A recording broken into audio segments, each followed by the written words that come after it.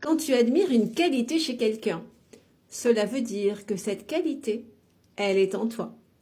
Et alors, ton monde intérieur, à travers ces perceptions que tu ressens quand tu admires une qualité chez quelqu'un, il t'indique, voilà, qu'il est à voie de développer cette qualité en toi, cet aspect en toi.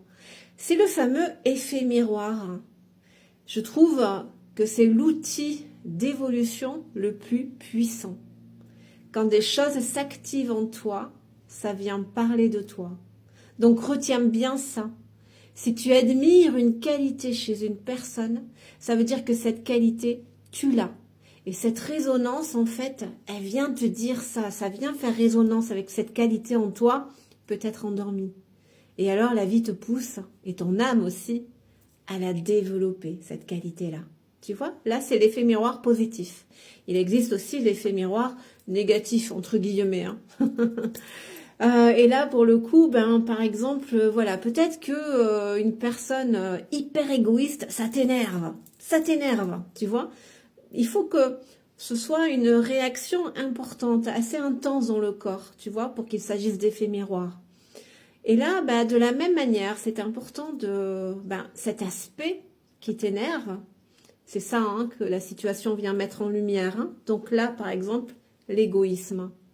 L'égoïsme. Alors tu vois, tu lâches la personne, hein, tu retiens juste l'aspect et tu te l'appropries en huis clos avec toi-même et sonde-toi.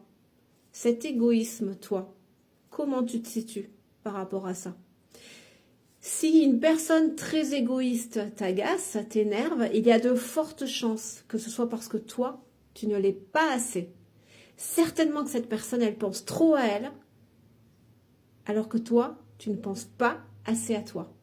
Alors l'effet miroir là, il vient pas te dire, voilà, deviens égoïste comme cette personne. Non, non, surtout pas. Non, non, non. Il faut que ce soit fort chez l'autre pour que ça active cette réaction en toi. Non, non, l'effet miroir, là, en fait, il vient te dire que tu as un juste milieu à trouver entre le trop et le trop peu. Et là, voilà, c'est à toi de te mettre en mouvement ensuite, à mettre des actions en place pour arriver un peu plus à penser à toi, à te mettre moins de côté. Allez, bien à toi et n'hésite pas à t'abonner pour profiter de nombreux contenus quotidiens.